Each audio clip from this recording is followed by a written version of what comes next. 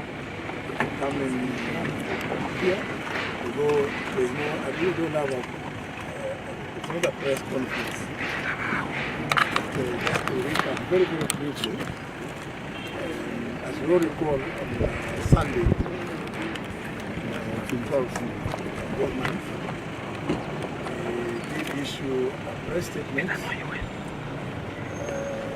addressing the issue of abductions in the country, extrajudicial activities that have been reported for the last several months,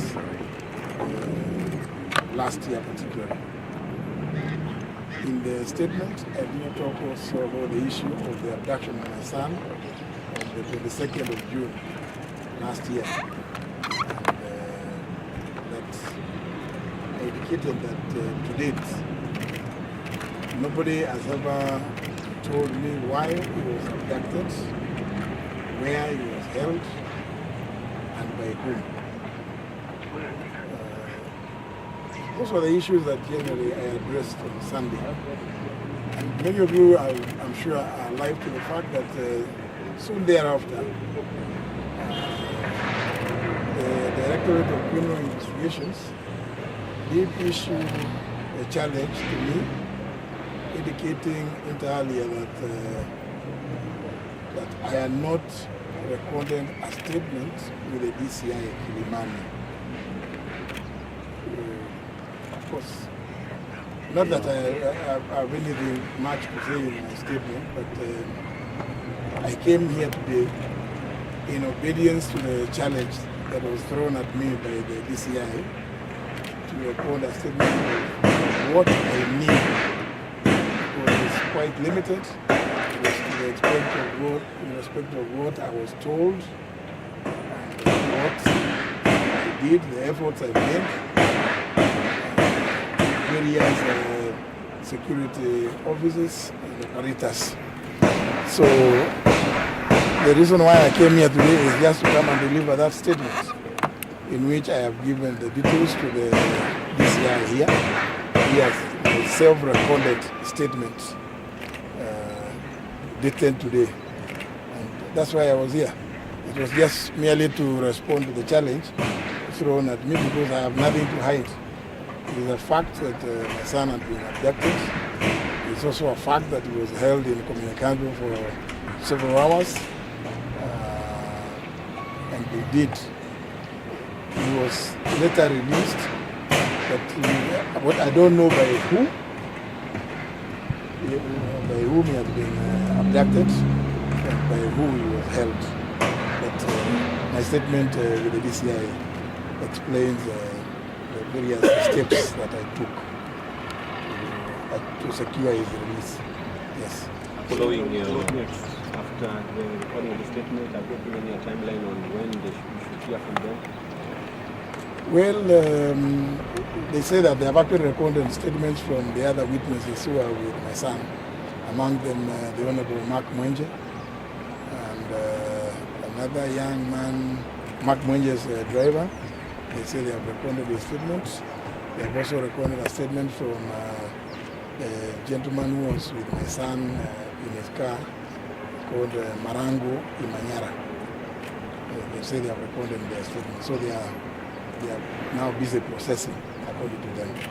Following your statement, some leaders have now come forward and they're saying they're calling for your resignation or even orchestrating an impeachment motion against you in Parliament. First, how do you respond to this, and is this the beginning of you breaking ranks with the government? I would just say bring it on.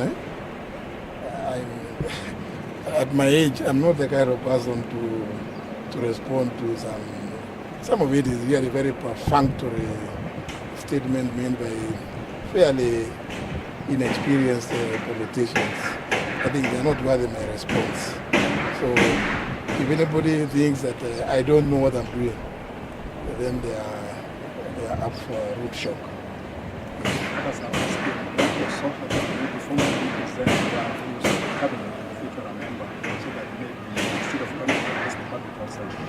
Cabinet does not operate ad hoc. There must be a cabinet memorandum discussing the issue of either general insecurity or the question of abductions. That has not been presented before cabinet. And even then, even if it had to come, it would come through the relevant cabinet sector.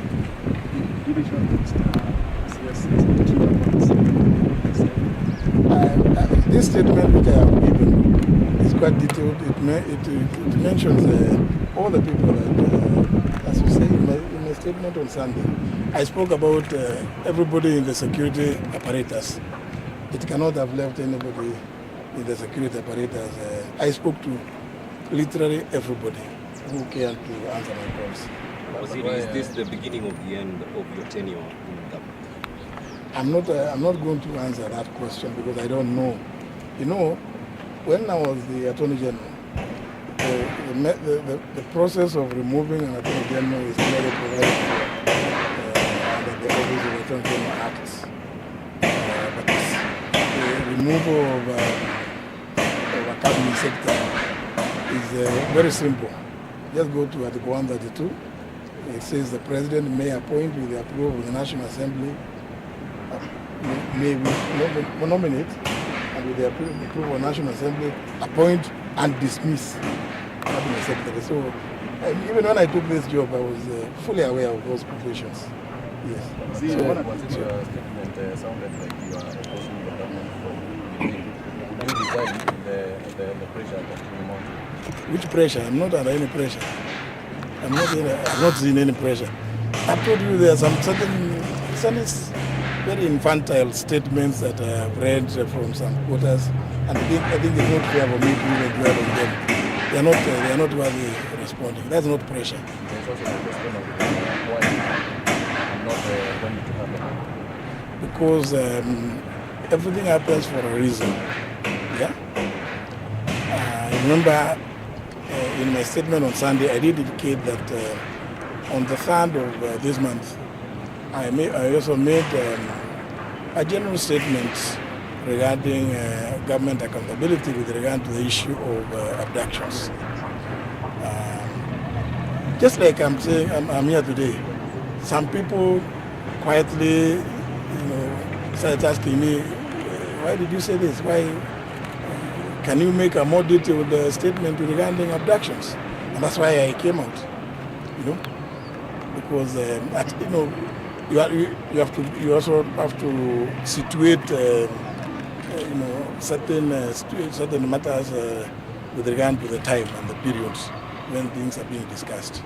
Yeah.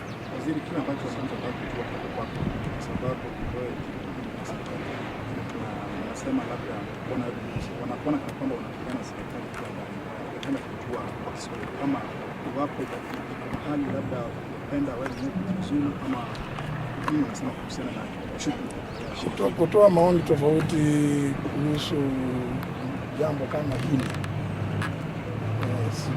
sifikiri nimefanya, kwa sababu kila mmoja ndani ya serikali amekuwa akilaani utekaji nyara.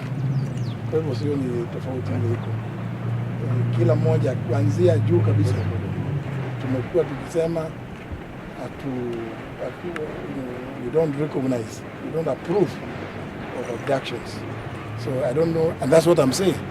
If anybody construes what I'm saying to be opposing to the government position, I would want to know who it is, because then unless the government position will be the opposite, which I don't believe, because both the IG and everybody, including the CS Interior, the IG, everybody has been denouncing abductions and all extrajudicial activities. So there's no, maybe it's saying it different, Unajua ukienda kucheza kadanda, kuna watu wanajua kupiga chenga kutumia mguu wa kushoto, wengine mguu wa kulia. Sasa labda hiyo ndio tofauti. Kuna tofauti yoyote.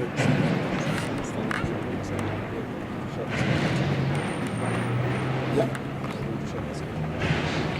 Pole. Yes. Yeah.